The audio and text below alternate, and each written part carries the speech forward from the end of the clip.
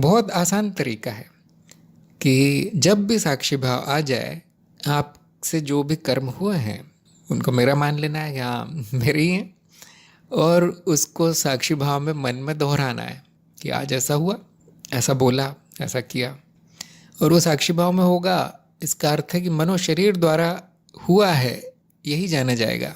ये ज्ञान रहेगा साक्षी भाव कि मैंने तो नहीं किया, लेकिन हाँ, ये भी नहीं होना चाहिए था, इस समय मेरा साक्षी भाव नहीं था।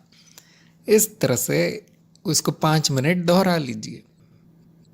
आपने लिखा है कि साक्षी भाव में होता है, कोई बात नहीं, फिर भी दोहरा लीजिए साक्षी भाव। हो सकता है साक्षी भाव उस समय इतना कमज़ोर हो या संस्कार इतने भारी हो वो कि वो साक्षी भाव के बावजूद वो कार्य हो जाते हैं। इसमें साक्षी भाव कुछ करेगा नहीं, साक्षी भाव इतना ही बताएगा कि ये हो रहा है। बाकी बुद्धि निर्णय लेती है कि होना चाहिए या नहीं। जो बुद्धि प्रकाशित है साक्षी भाव में, उसका कार्य है निर्णय लेना, ना कि साक्षी का, ना कि साक्षी भाव का। तो हो सकता है उस समय वो बुद्धि चले नहीं, क्योंकि वो आवेग बहुत ज़्यादा हो संस्कारों का, पुराने संस्कारों का। तो उसको जब साक्षी भाव आ जाए, बुद्धि शांत हो, स्थिति शांत हो, वहाँ पे दोहरा लेना है मन में कि ऐसा ऐसा हुआ।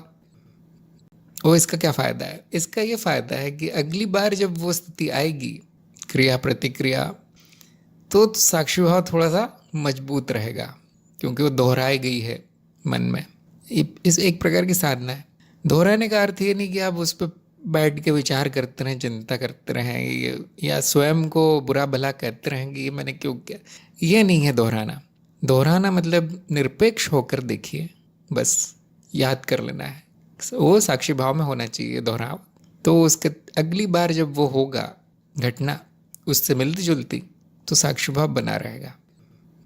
वैसे साक्षी भाव होता है तो अक्सर कोई कर्म होता नहीं है, अक्सर कोई मुंह से कुछ निकलता नहीं।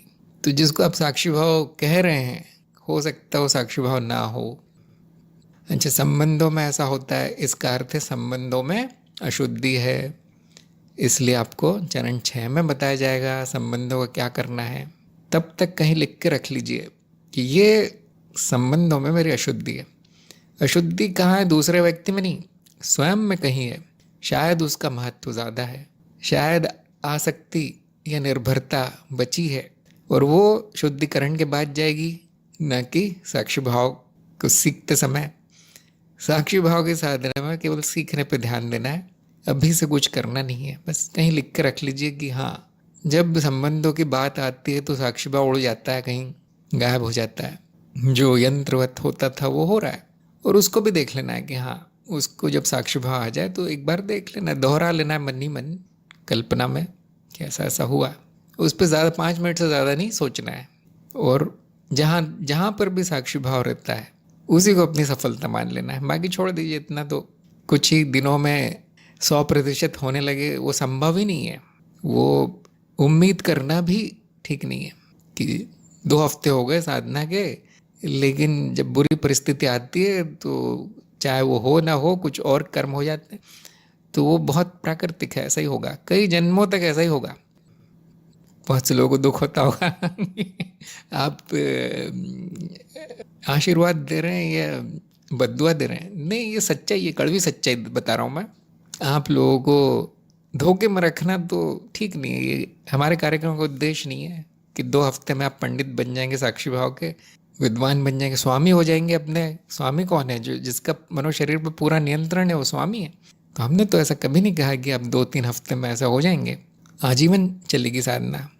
थोड़ा सा फर्क आएगा जीवन में, ना आए तो जैसा कि मैंने कहा है, कोई बड़ी चीज़ नहीं है। जीवन ही मिथ्या है। जो साधना कर रहा है और जो अपेक्षा कर रहा है, उम्मीद कर रहा है कुछ अच्छे कर्म हो जाए, कुछ मिल जाए, वो स्वयं मिथ्या है, भ्रम है वो। अब क्या करेंगे आप? कौन से संबंध? अभी अभी मैंने बताया, ऐसा कुछ है नहीं, कोई है नहीं जिससे संबंध हो सके। साधक का किसी से संबंध क्यों नहीं होता? उसको दिख जाता है कुछ नहीं है यहाँ पे कुछ नहीं होता उसका। तो आपने संबंधों को पकड़ रखा है, इसको हम कहते हैं अशुद्धि। और वो तोड़वाना खतरनाक हो सकता है आपके लिए भी, संबंधियों के लिए भी, जो है नहीं। तो इसलिए हम अक्सर कुछ नहीं करते, केवल दिखा देते हैं कि यहाँ अशुद्धि है। और उन अशुद्ध संबंधों के कारण साक्षी भाव की प्रगति रुक जाती है कभी कभी। क्योंकि वो उन्हें छोड़ना नहीं चाहते, वो उन्हें ठीक करना चाहते। अज्ञान बहुत बचा है तो वो ठीक करना चाहते हैं। ज्ञान मार्ग से ही ठीक हो जाएंगे, मेरे ज्ञानी होने से ही संबंधी भी ज्ञानी हो जाएंगे। कुछ लोग कहते हैं नहीं, वो पहले से ही नहीं है, आगे भी नहीं होंगे। जब तक आप इस अज्ञान का त्याग नहीं कर देते तब तक आपकी साधना नहीं होगी। जब कुछ है ही नहीं तो किससे क्रिया होगी, किससे प्रतिक्रिया होगी। कभी कभी ये साक्षी भाव हथियार डाल देने जैसा लगता है। क्या करना है, क्या करूं मैं, क्या ठीक करूं, किससे लड़ूं, क्या सही करूं। तो ऐसा व्यक्ति कुछ भी करता हुआ नहीं पाया जाता फिर। और जैसे कि मैंने एक दिन बताया था कि भले ही आप कुछ करें ना करें, जो अज्ञानी जनता है, जो खासतौर से संबंध है जिनके साथ, अनजान लोगों से तो हमें कुछ करना नहीं है। तो जो अज्ञानी संबंधी है वो ज़रूर कुछ करते हैं, और वो हमेशा ऐसा होता है जिससे कि वो संबंध अपने आप टूट जाते हैं। उन्हीं में नफरत आ जाएगी, उन्हीं में बेरुखी, उन्हीं में शत्रुता आ जाएगी अपने आप, क्योंकि आप किसी काम के नहीं रहे। साधक किसी काम का नहीं होता, किसी के तो कुछ नहीं करता। तो ये सबके लिए एक जैसा ही होता है, सबके लिए प्रेमपूर्ण और विनम्र रहता है। संबंध का अर्थ है कि आपने एक को विशेष माना है, दूसरों को बेकार माना है। ऐसा कोई साधक क्यों करेगा, तो अपने आप ही टूटते हैं। इसलिए हम उपाय तो बता देते हैं चरण 6 में, संबंध शुद्धि में, लेकिन उनके पीछे नहीं पड़ते। मैं तो नहीं पड़ता जब तक कि वो कष्टदायी ना हो संबंध। बहुत कष्टदायी हो तो हम छुड़वाने की कोशिश करते हैं, अक्सर वो होता नहीं है। लोगों में इतना साहस नहीं होता, बिना संबंधियों के रह नहीं पाते हो। उनके तो दाल रोटी भी दूसरे लोग दे रहे हैं, साधक बोलते हो खुद को, दाल रोटी दूसरे लोग खिला रहे हैं उनको। तो मैं जानता हूँ अभी बहुत प्रगति करनी है उनको, कई जन्म निकल जाएंगे।